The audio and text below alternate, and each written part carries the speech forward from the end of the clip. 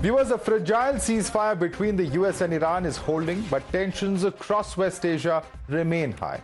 Israel continues its strikes on Hezbollah targets in Lebanon, even as diplomatic efforts to stabilize the region intensify.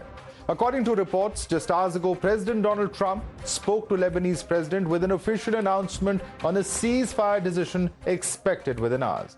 However, divisions within Lebanon are sharpening. A senior Hezbollah official has called Lebanon's move to hold direct talks with Israel a grave error, warning that such negotiations serve no national interest. At the same time, global concerns are also mounting.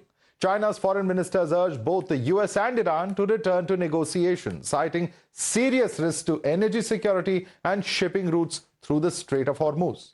The situation remains fluid, with active military operations, diplomatic outreach, and internal political pushback all unfolding simultaneously, keeping the region on the edge. Now, joining us for more on the situation as both sides dig in their heels, is there a possible rapprochement that's possible? That is with us at the moment, Elliott Abrams, Senior Fellow for Middle Eastern Studies, and is also, of course, at the Council on Foreign Relations in Washington, D.C. He served earlier as Deputy Assistant to the President and Deputy National Security Advisor in the administration of President George W. Bush. He has also served as a Special Representative for Iran and Venezuela in the administration of President Trump in the past. Thank you so much for joining us, sir. And let me begin by asking you, how do you really look at the situation at the moment? How do you characterize the current war that has been on, the talks that have been on when it comes to Israel, Hezbollah, and US in this environment? Is this a managed escalation and inevitable drift towards a wider regional war? How do you see something happening or things progressing as far as this particular conflict is concerned? Right. I don't think there will be a drift toward a wider regional war.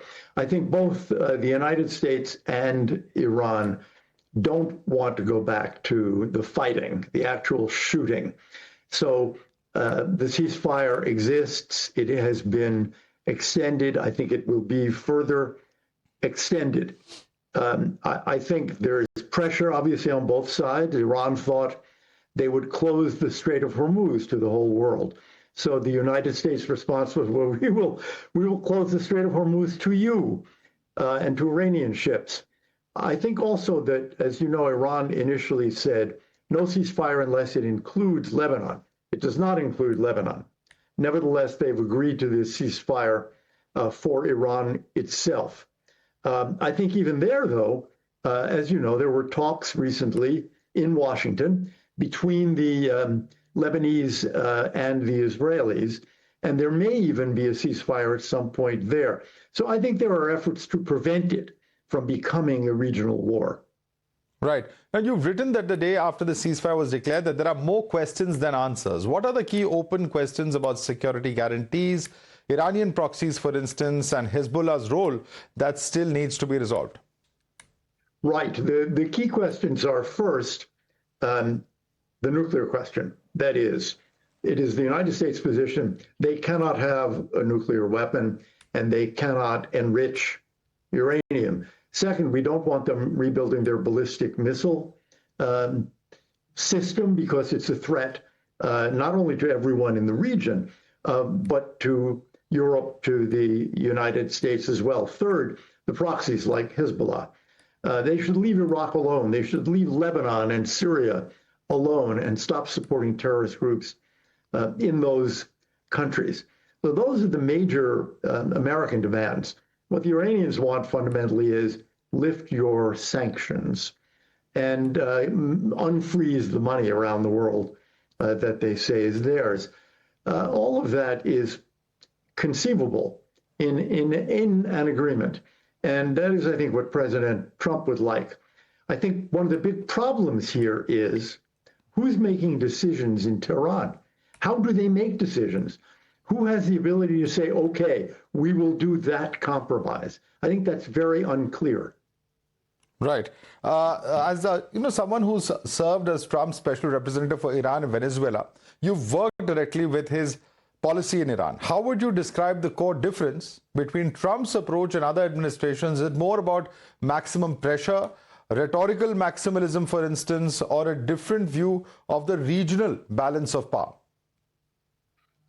I think the Trump approach is more hard-headed. He was very critical of the Obama nuclear deal because he said it postponed their nuclear program but legitimized it. And I think Trump's approach is no enrichment, not a little bit here or there, no enrichment. They cannot have a nuclear weapon, not now, not ever. And I think he also recognizes that fundamentally the problem is the regime itself, but that's not a problem we are going to solve overnight. Right. But, in a sense, many ask, hasn't he set a dangerous precedent? First intervening with ground troops in Venezuela unprovoked and then Iran. Was this really America's war? Because many observers believe that when it comes to, the real outcomes of this, America perhaps did not account for Iran's strong resistance and the way that it's managed to hold out for the past 5 weeks. I would disagree with that. I think there has been endless studies of Iran by the U.S. military, the CIA, the State Department. I go back to the first term. Let me go back further. When President Trump announced his candidacy for president, 2015, he was talking about Iran. He's been talking about Iran, that's more than a decade. So I think he knows what he was doing and what he was getting into. And, you saw this huge American military buildup. That was a reflection of the fact that he knew they wouldn't fold in 2 or 3 days or a week or 2 weeks. He understood the need for maintaining the pressure. Even now, he is increasing the size of the American armada that's gathering in the Middle East. It's partly to do the blockade, but partly it's a message to Iran. If you push us back into war, you will regret it. Now, Trump has repeatedly said that U.S. must destroy Iran's ability to threaten the region and has even threatened to destroy a whole civilization. Now, how do you separate the necessary sort of deterrence-based tough talk from very dangerously reckless rhetoric that could invite miscalculation into a wider war? Well, I don't like the rhetoric. I think the rhetoric was excessive, destroying a civilization, which he never meant to do anyway. I think he felt it was a useful threat against the regime. I think the rhetoric went too far. But I think what he is really saying is, look, China and Russia are not global powers. China is an Asian power. There's only one global power, and it's the U.S. And we are not going to allow Iran to dominate the Middle East. The dominant military power in the Middle East since World War II has been the United States, and President Trump is going to keep it that way. Some people like that, others do not, but it's clear that that is his intention. Right. And, in the context of what we've seen recently, President Trump has recently posted a message directly invoking Christ in the context of Israel's war, framing it in a very spiritual, even apocalyptic terms, many would say. As a former chair of the U.S. Commission on International Religious Freedom and as someone who has written on faith and foreign policy, how do you assess the impact of this religious framing on not just U.S.'s domestic politics and also regional perceptions of American bias when it comes to the Iran-Israel conflict? It's a mistake, in my view. It's a mistake. It's a mistake that the Iranians constantly make because they are a theocracy. But we should not do that. And I wish the president would move away and go back to talking about national security interests. So you feel that it sort of risks turning what's being perceived as a very brutal sort of security conflict into a perceived religious civilizational war in the eyes of the rest of the world? I don't think the risk is very great because, after all, who has Iran been attacking most? Gulf Arabs, Sunni Arabs on the other side of the Gulf. The country that has had the most missiles and drones hit it, the United Arab Emirates. The country with the greatest damage done, Qatar, to its liquid natural gas locations, Ras Laffan. So I don't think it can be seen as a religious war. They're all Muslims. And I think the less rhetoric that invokes religion, the better. Right. Because, the question that many are asking is, where do you draw the line between what is necessary deterrence, coercive diplomacy, and the kinds of talk that blur the distinction between political pressure and even existential threat in terms of the statements that we've been seeing? Well, I think if you look at what the president has done in other places, and Venezuela is a good example, he removed the head of government there, Maduro. He has not conquered the country. He has not tried to invade and send lots of American troops to Venezuela. Maduro's vice president is now running the country. The president doesn't believe in these massive foreign wars. He doesn't believe really in regime change, except of the sort that he likes. He's not trying to take over Iran and dominate Iran. What he is saying, though, is you, Iran, through your ballistic missile program, your nuclear program, your proxies, you are trying to dominate the Middle East, and we are not going to permit it. Right. You referred to the issue, the nuclear issue that needs to be resolved.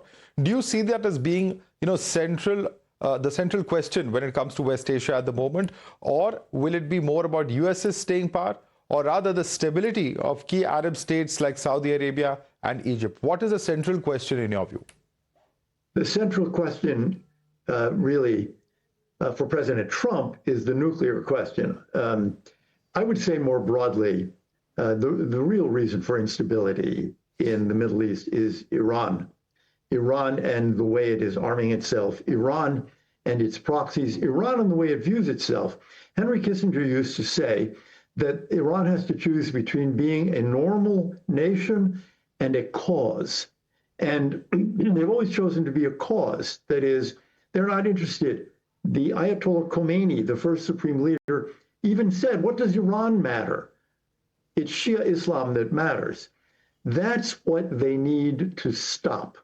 They need to act as a normal country in their relations with their neighbors and the rest of the world. And because they are not a normal country, we are not going to let them get a nuclear weapon. It's much too dangerous. But the argument from Iran's side is that A, the only reason they're enriching uranium is for civilian purposes and not for military ones. And B, the question that many observers are saying that how is it fair where in the region you have Israel that has nuclear arms, but action is being taken only against Iran. How do you address this issue? Well, first, there are many countries that have peaceful uses of nuclear energy. To do that, you need an open program with full IAEA inspections, and you need uranium enriched to 3.67%. Iran was enriching to 60%. No country has ever enriched to 60% without then building a bomb. So the notion that this was a peaceful nuclear energy program is frankly ridiculous. I don't know how the Iranians can even make the claim. When it comes to Israel, India has nuclear weapons. I sleep very well at night. If Japan wants to build a nuclear weapon, frankly, I would sleep very well at night. The problem is not so much the weapon, it's the regime, which cannot be trusted to have a nuclear weapon. It is the nature of the regime. Okay. And finally, I must ask you, how do you see all of this ending? Now, we've seen one round of talks in Islamabad that did not quite succeed due to Lebanon being central to the issue, as you earlier maintained. But now with, a second set of talks that are expected, I think General Asif Munir is expected in Washington, D.C. as well. How do you expect to see things, ending as far as this war is concerned? I actually think there will be a negotiated agreement. The president would like it to be days away. It may be that the Iranians need to feel the effect, or the Iranian regime needs to feel the effect of our blockade and recognize that they've really got to make some sensible compromises. That is my guess, my estimate. It may take a couple more weeks, but I think we will get there. All right, Mr. Elliott Abrams, I'd like to thank you so much for taking the time out and speaking to us here at Times Now. My pleasure.